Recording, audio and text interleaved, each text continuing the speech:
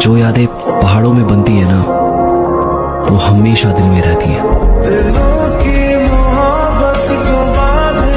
मरी से बरसता कोहाला ब्रिज कश्मीर की तरफ जाते हुए